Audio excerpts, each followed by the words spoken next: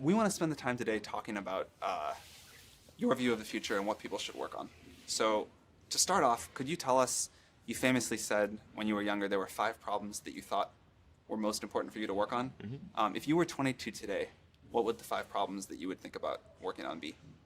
Well, first of all, I think if somebody is doing something that is useful to the rest of society, I think that's a good thing. Like, it doesn't have to change the world. Like, you know, if you're doing something that has high value to people, and frankly, even if it's something, if it's like just a little game or, you know, some improvement in photo sharing or something, if it has a small amount of good for a large number of people, I think that's fine. Like, stuff doesn't need to be changed the world just to be good. But you know, in terms of things that I think are most likely to affect the future of humanity, I think AI is probably the single biggest item in the near term that's likely to affect humanity. So it's very important that we have the advent of AI in a good way. That is something that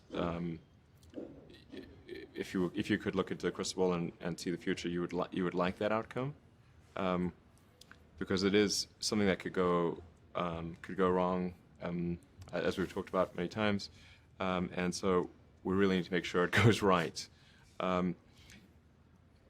That's I think AI, working on AI and making sure it's a great future. That's the most important thing I think right now, the most pressing item. Then obviously anything to do with genetics. If you can actually solve genetic diseases, if you can prevent dementia or Alzheimer's or something like that, with genetic reprogramming, that would be wonderful. So I think this genetics, it might be the sort of second most important item. I think having a high bandwidth interface to the brain, like we're currently bandwidth limited. We have a digital tertiary self in the form of our email capabilities, like computers, phones, applications. We're effectively superhuman, but we're extremely bandwidth constrained in that interface between the cortex and your sort of that tertiary digital form of yourself. And helping solve that bandwidth constraint would be, I think, very important for the future as well. So one of the, I think, most common questions I hear ambitious young people ask is, I want to be the next Elon Musk. How do I do that? Obviously, the next Elon Musk will work on very different things than you did. But what have you done, or what did you do when you were younger that you think sort of set you up to have a big impact? Somos CodeBits en español. Suscríbete a nuestro canal ahora mismo y activa la campana de notificación para recibir todo nuestro contenido. Y no te olvides de comentarnos y decirnos cómo te pareció el video y qué contenido quisieras ver en el futuro. Estaremos tomando tus sugerencias para nuestros próximos videos. Well, I should say that I do not expect to be involved in all these things. So the 5 things that I thought about at the time in college, quite a long time ago, 25 years ago. Making life multiplanetary, accelerating the transition to sustainable energy, the internet, broadly speaking, and then genetics and AI. I think I didn't expect to be involved in all of those things. I actually, at the time in college, I sort of thought helping with electrification of cars was how I would start out, and that's actually what I worked on as an intern, was advanced ultracapacitors to see if they would be a breakthrough relative to batteries for energy storage in cars.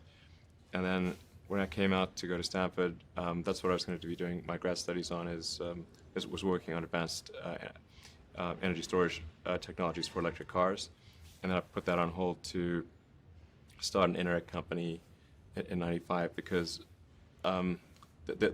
there does seem to be like a time for particular technologies when they're at a steep point in the inflection curve, and I didn't want to, do a PhD at Stanford and watch it all happen, and I wasn't entirely certain that the technology I'd be working on would actually succeed.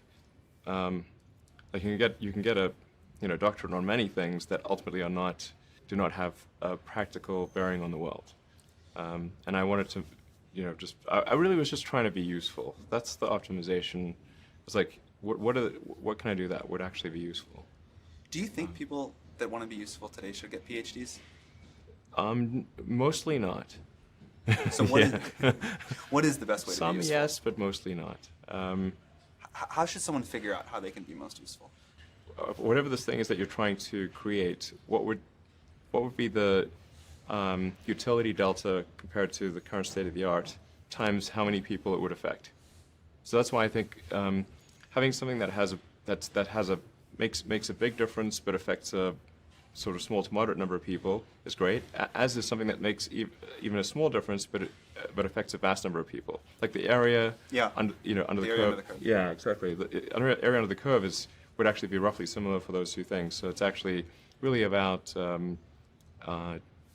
trying to be useful and matter. And then when you're trying to estimate probability of success, so you say this thing will be really useful, good area under the curve. I guess to use the example of SpaceX. Mm-hmm. When you made the go decision that you were actually going to do that, this was kind of a very crazy thing at the time. Very crazy, very for sure. Crazy. Yeah, people are not shy about saying that. But I kind of agree. I agreed with them that it was quite crazy. Crazy if the objective was to achieve the best risk-adjusted return, starting a rocket company is insane.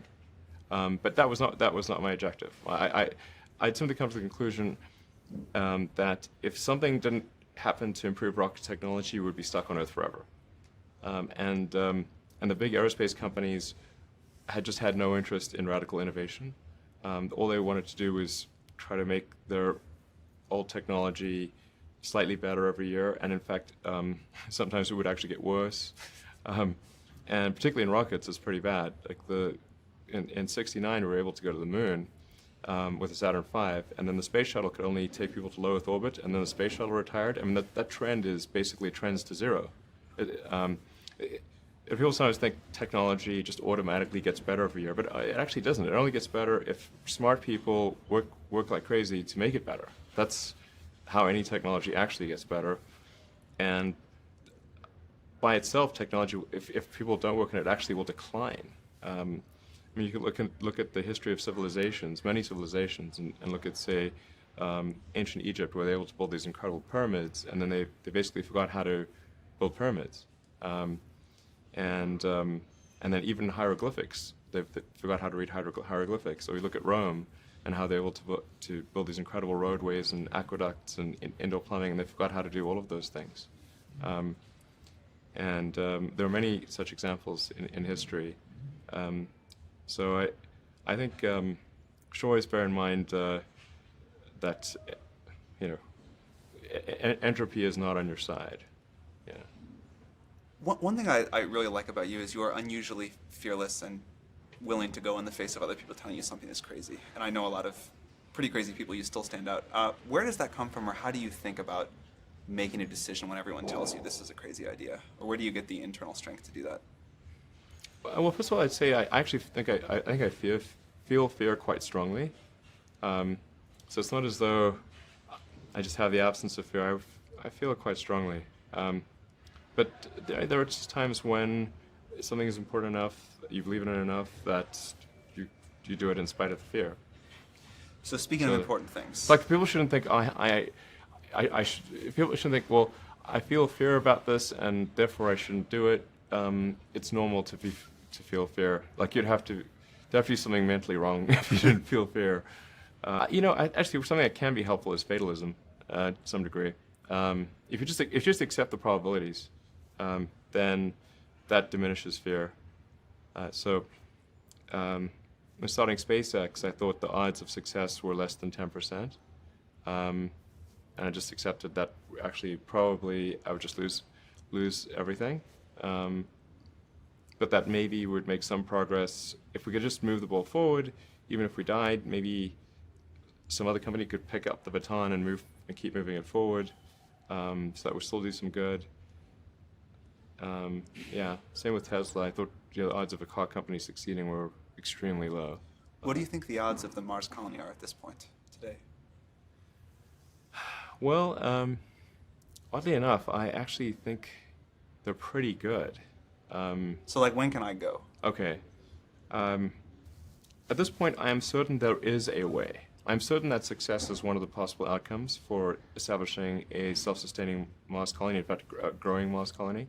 I'm certain that that is possible, whereas until maybe a few years ago, I was not sure that success was even one of the possible outcomes. Some meaningful number of people going to Mars, I think this is potentially something that can be accomplished in about 10 years, maybe sooner, maybe 9 years. I need to make sure that SpaceX doesn't die between now and then, and that I don't die, or if I do die, that someone takes over who will continue that.